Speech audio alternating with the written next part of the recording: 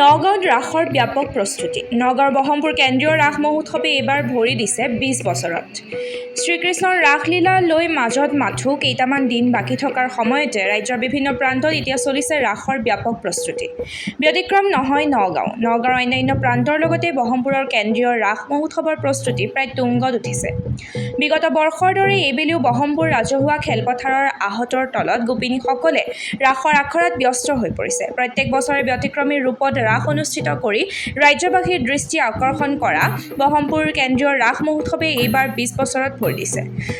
অহা ৮ নৱেম্বৰত বহমপুৰ ৰাজহুৱা খেলপথাৰত অনুষ্ঠিত হ'বলগীয়া বহমপুৰ কেন্দ্ৰীয় ৰাস মহোৎসৱলৈ ৰাসপ্ৰেমী ৰাইজক উদ্যোক্তাসকলে নিমন্ত্ৰণ জনাইছে।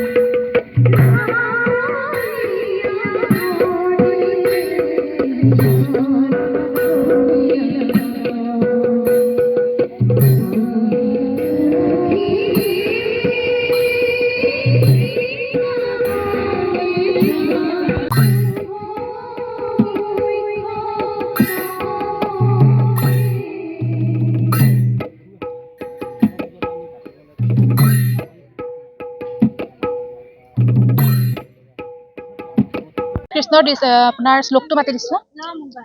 দৃষ্টং বনং বিকশিতং শীতলং শোষি সুভিতং যমুনাৰ জলে বাতেন প্ৰতিজ্ৰ ত্ৰলাদুতং। সংলাপ। হে সখী হব তোৰা হব আমাৰ পৰম ভকত আউৰ প্ৰাণতো অধিক তোৰা খবৰ মনোৰথ পুৰী হামু ক্ৰিয়া কৌতুক কৰবু অব দুঃখ চাৰহ প্ৰাণ সখী হব উত্তহ উত্তহ উত্তহ।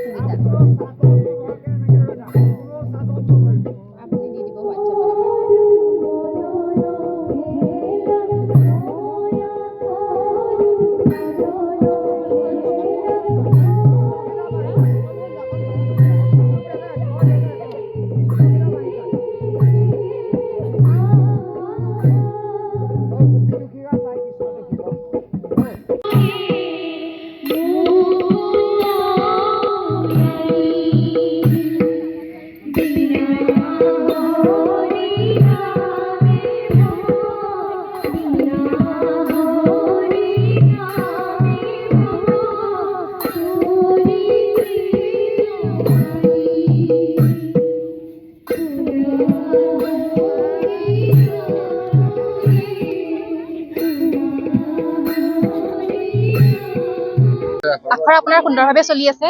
এমাহ ধৰি আপোনাৰ ব্ৰহ্মপুৰৰ কেন্দ্ৰীয় ৰাসৰ আখৰা হয়। তুমি আগতে ৰাস নাচিছিলানে? হয়, মোৰ ইয়াত 5 নম্বৰ বছৰ হৈছে কৃষ্ণৰ ভাৰত অভিনয় কৰা। কৃষ্ণ ভাত অভিনয় হয়। কৰিলা। এবাৰ কৃষ্ণ কেইজন এইবাৰ কৃষ্ণ আপোনাৰ 17 জন, আৰু অসুৰ অসুৰ আপোনাৰ 8 জন। 8জন হয়। কৃষ্ণ গোপীসকল ক'ৰ পৰা আহিছে? গোপী আপোনাৰ নগাঁৱৰ বিভিন্ন প্ৰান্তৰ পৰাও আছে, আপোনাৰ বেলেগ বেলেগ জিলাৰ পৰাও আহে। সকলোৱে ইয়াত অংশগ্ৰহণ কৰিব পাৰে।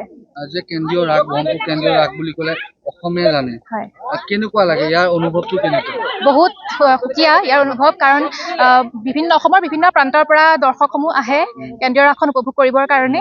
ভাল লাগে।